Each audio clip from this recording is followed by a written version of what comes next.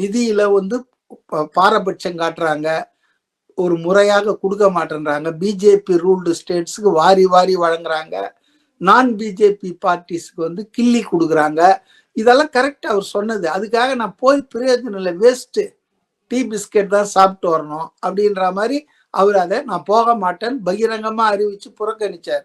நானும் அதை வரவேற்றேன். கரெக்ட் தான். 3 வருஷமா 3 கூட்டம் கலந்துக்கவே இல்லைங்க. இன்னைக்கு அதே சிச்சுவேஷன் தான் இருக்கு. அப்புறம் திடீர்னு இன்னைக்கு தமிழ்நாட்டின் நிதி உரிமை கேட்க போறேன் அப்படின்னு கிளம்புறாரு. இது எடப்பாடி அமித்ஷாவை பார்க்க போனதுக்கு மாதிரிதானே. ஏன்னா இப்ப அவரு டெல்லி போறாரு, இங்க வந்து ஸ்டே கொடுத்துட்டாங்க. இல்ல டெல்லியில இருக்கிற கட்டப்பட்ட அதிமுக தலைமையகத்தை பார்வையிட போறேன்னு அவரு 5-6 கார் மாதிரி அமித்ஷாவை பார்த்துட்டு வந்தாரு. இவரு பிகாஸ் இஸ் சீஃப் மினிஸ்டரு டக்குன்னு வந்து நான் இது டெல்லிக்கு போறேன் கேட்டா நிதி ஏன்பா இவ்வளவு நாளா போல, அப்ப சொன்ன காரணம் எல்லாம் இப்ப இல்லாம ஆயிப்போச்சா? அதேதான். இல்ல அப்ப இடி ரைடு நடக்கல, இப்ப இடி ரைடு வந்து நடக்க ஆரம்பிச்சிருச்சு. பாருங்க, திமுக அதிமுக இரண்டுமே ஒரே குட்டையில் உரிய மட்டைகள். ஆட்சியில இருந்தா எப்படியெல்லாம் மோசமா நடந்துக்குவாங்கன்றதுக்கு பாஜகவும் திமுகவும் ஒரே மாதிரியான ஒரே இனத்து பறவைகள்.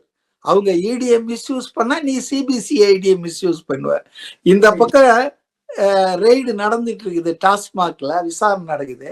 இந்த பக்கம் சிபிசிஐ சேவூர் ராமச்சந்திரன் தமிழ்நாடு முன்னாள் அதிமுக அமைச்சர் வீட்டுல ரெய்டு பண்றீங்க. புரியுதுங்களா? நீங்க என்ன ரொம்ப, அதுவும் 4 வருஷம் கழிச்சு 5வது வருஷத்துலதான் 2021 ஆட்சியில இருந்தவனுக்கு இன்னைக்கு வருது.